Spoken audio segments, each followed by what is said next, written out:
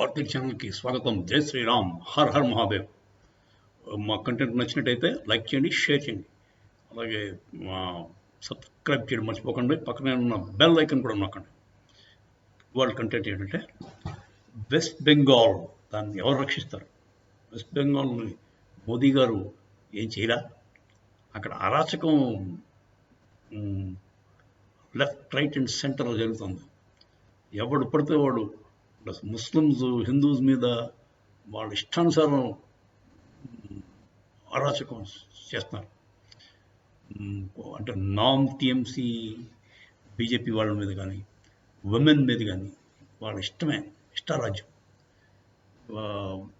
రోజు ఏదో ఒకటి అవుతుంది.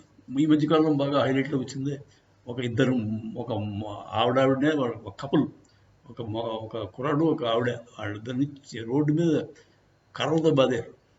టీఎంసీ నాయకుడితో చేలావాడు, ఇస్లాం అంటాడు పేరు. వాడి పేరు తేజోమై ఇస్లాం ఏదో వాడు ఆ టీఎంసీ నాయకుడితో తాలూకు చుట్టమో ఫ్రెండో ఏదో వాడు ఎమ్మెల్యే, లోకల్ ఎమ్మెల్యే తాలూకు మనిషి. వాడు అలా చాలామంది 200 మంది దాకా చూస్తూనే ఉండగా వాళ్ళు చేసిన తప్పల్లో వాళ్ళకి ఏదో ఎక్స్ట్రా మ్యారిటల్ అఫేర్ ఉందంట వాళ్ళిద్దరికి, ఆ కపుల్కి. సో వాళ్ళు ఇస్లాం ప్రకారం, షైరాల ప్రకారం అలాగా రోడ్లో విప్పింగ్ చేస్తారు. ఆ వీడియోని వైరల్ చేసినందుకు బీజేపీ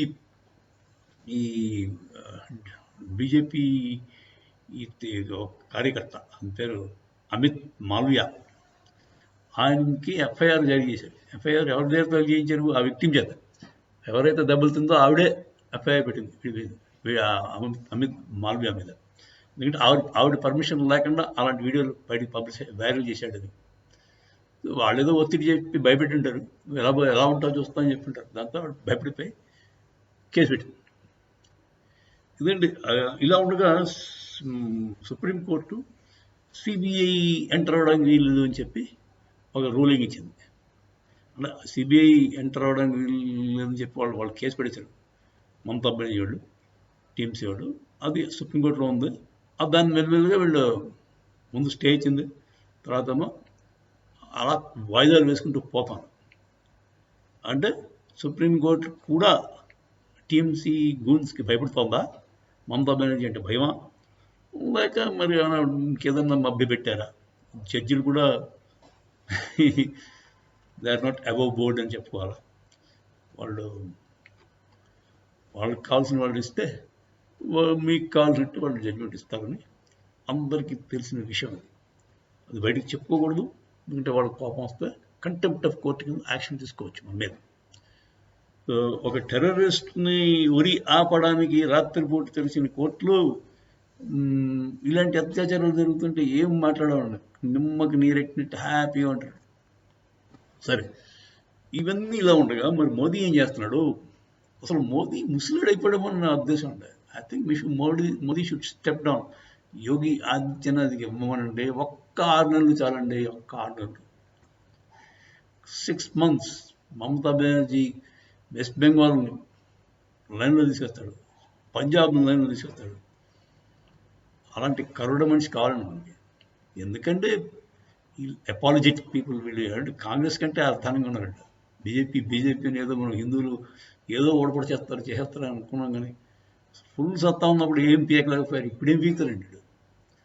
నన్ను అడిగితే Modi should step down and give way to Yogi Adityanath. ఒక్క 1 year ఇమ్మనండి చాలు, చూపిస్తాడని ప్రతాప్. ఏంటండి భయం మనకి?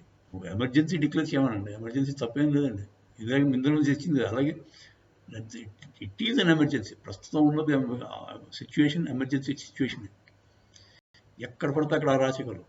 ప్రతి బార్డర్ స్టేట్లోని ప్రాబ్లమ్స్. కేరళ వాడు వేరు కావాలంటాడు. తమిళనాడు వాడుకో ద్రవిడ ఖజగం కావాలంటాడు. ఎవడు మొక్కాడు ఒట్టుకుపోతే ఇది ఎమర్జెన్సీ స్టేట్ కాదా? స్టేట్ ఆఫ్ ఎమర్జెన్సీ కాదా? మీకు నార్త్ ఈస్ట్ స్టేట్లు కూడా అలాగే రగులుతున్నాయి. తర్వాత ఇది మన పంజాబ్, ఎక్కడ లేదండి ప్రాబ్లం, అన్ని చోట్ల ఉంది. దాంట్లో కూడా we need a strong leader. Modi is too old, ముసలిడిపోయాడు. 75 ఏళ్ళు రాగానే మోదీ ఇంటికి పంపించండి. నన్ను అడిగితే యోగి ఆదిత్యనాథ్ గారిని ముందే అనౌన్స్ చేసి పెట్టండి, అప్పుడు చూడండి తడక. మీరంతా ఏమంటారు చెప్పండి? జై శ్రీరామ్, హర హర మాధవ్.